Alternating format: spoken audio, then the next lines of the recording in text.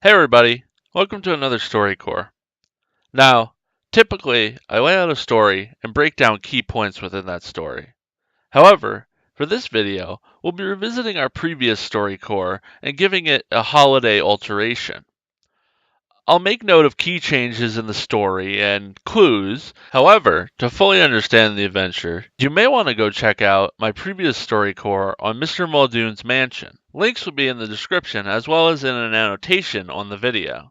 You can use this for one of your adventures and tweak it to your preference, or you can use these hooks and pointers to help in writing your own story. I hope everyone likes this alteration, and if so, please let me know in the comments. Mr. Muldoon's Mansion, Easter Edition. The story of Mr. Muldoon's Mansion is meant to be a contained piece which facilitates creating a one-shot. As with previous versions, this story is great for an off night in your campaign, and to even run as a separate event to give your DM a chance to be a player.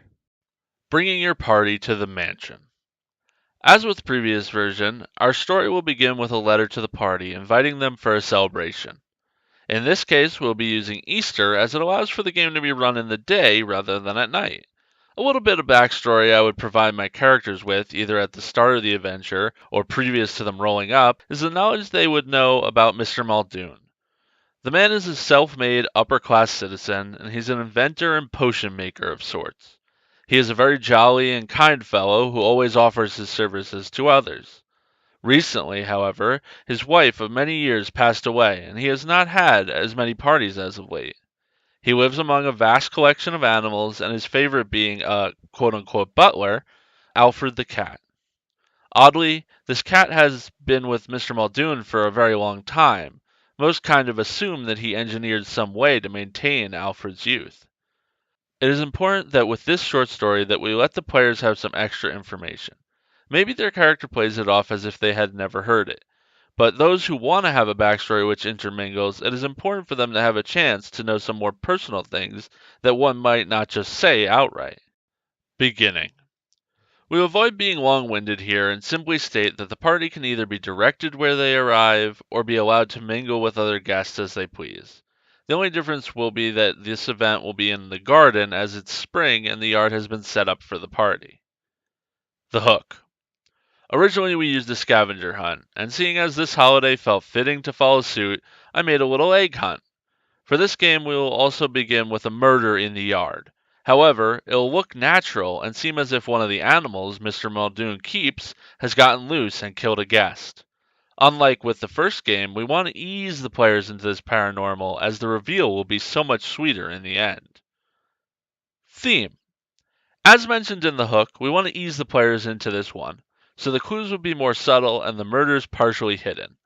In the altered version, I have it that Mr. Muldoon has a son with his wife. Mr. Muldoon is still a vampire, however, he doesn't fall into a depression and go murdering his guests. No.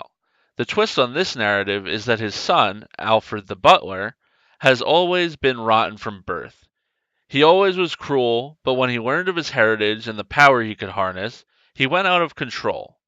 Ever since, Mr. Muldoon has been trying to hide him from others and cleaning up from the messes he makes. With the passing of his wife, Mr. Muldoon feels the burden is too big for just himself to carry. In a hope, he has summoned these adventurers here to come and either save his son or end his life.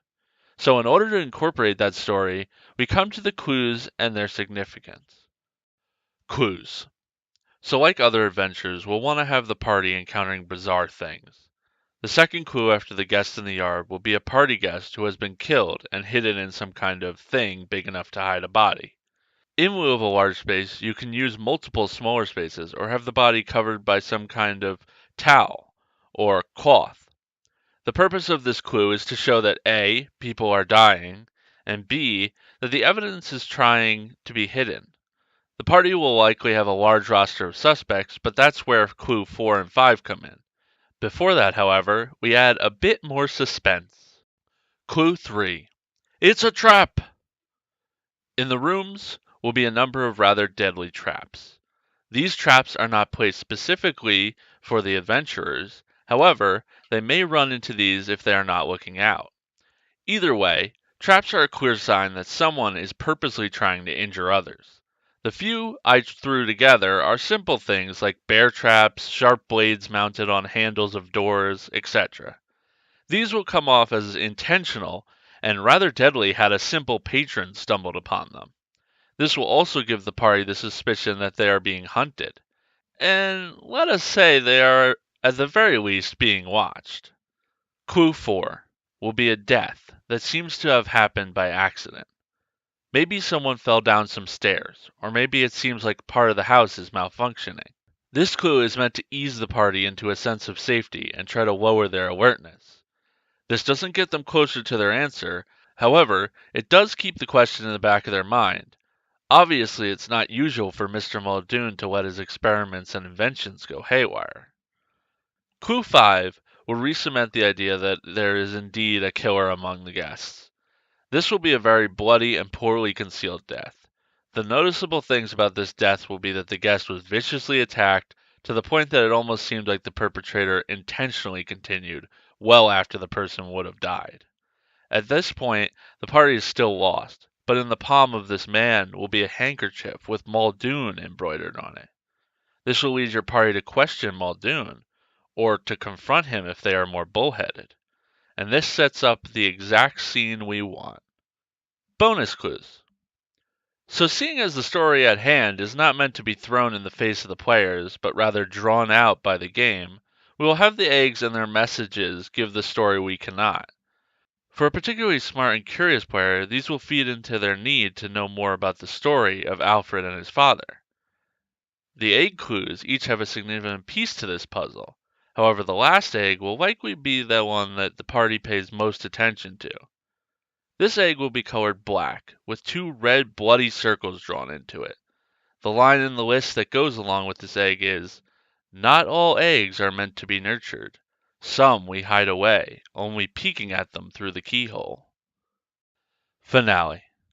Again, this is an adventure built to be run only as a one-shot, so the finale will be what happens here, rather than the end of a longer campaign.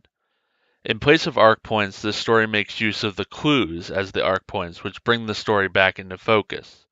While the party does its random action between the events in each room, the clues continue to tie them back in. For this adventure, we need not remind the party of their objectives as we have a set return location and timeline which all lead back to an encounter with Mr. Muldoon and Alfred. Should your party try to break away, you can always say that they are found by the waiters and brought back, or some other quick skip to make sure that they don't waste their time. The light slipping away and the night being ushered in, the party will meet back in the final room, a fine dining hall where they're meant to present their eggs from the hunt. By now, they know something is off, but if they had managed to ignore it up until now, the empty dining hall would clearly tip them off that something is wrong. With no guests, no servers, only Mr. Muldoon, the party is forced to face the clues. Mr. Muldoon, in regret, will open up, but with so much bad done by his son, he will not bear to see what is to come and take a potion that he has brewed for himself.